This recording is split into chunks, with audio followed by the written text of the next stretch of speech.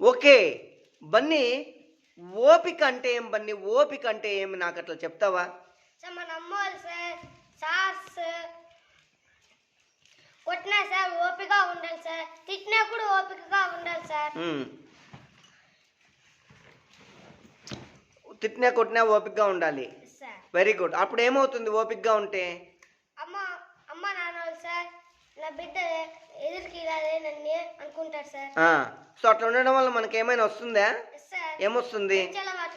Very good. చప్పట్లు కొట్టండి బన్నీకి. మంచి అలవాట్లు వస్తాయి. మనం ఓపికగా ఉండడం వలన మనకు మంచి అలవాట్లు వస్తాయి. ఇంకా ఎవరేం చెప్తారు దీని గురించి? చెప్పు నాయనా.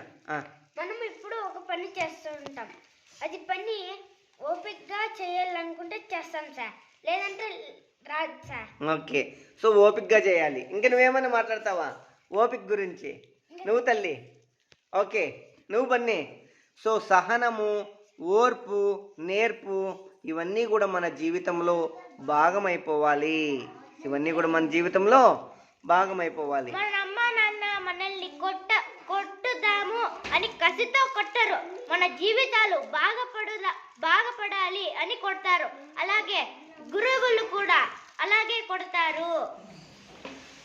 వాళ్ళు కావాలని కొట్టరు. సో మనలో మార్పును రప్పించడానికి కొడతారంట. జీవితం బాగుపడాలని కొడతారు sir. Very good, very good Jayanth. Very good, very good.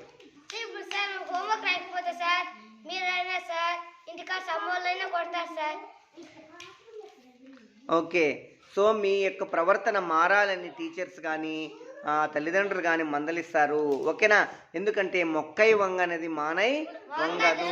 కాబట్టి మీరు ఏదైనా చెట్లకు కూడా చుట్టూ కంచి వేస్తా అంటారు చూడండి, ముళ్ళ కంచె. అది చెట్టుకు హెల్ప్ చేస్తుందా? చెట్టుకు అన్యాయం చేస్తుందా? హెల్ప్ చేస్తుంది. సో మీ జీవితాలు బాగుండాలని అట్లా చేస్తారనమాట. ఓకేనయ్యా? ఓకేనా తల్లి? చెప్పునన్నా. మనం ఇప్పుడు మీరు హోంవర్క్ ఎక్కువ ఇచ్చారనుకో సార్, మనము వెళ్ళి అమ్మ వాళ్ళకి చెప్పకూడదు సార్. మనము కొంచెం రాసి మళ్ళీ కొంచెం రాయకుండా ఉంటే సార్ మీరు ఏమన్నా అంటారేమో అని అనుకోకూడదు sir.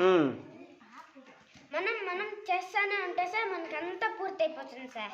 Very good, very good, very good. నన్ను క్లాప్స్ కొట్టండి.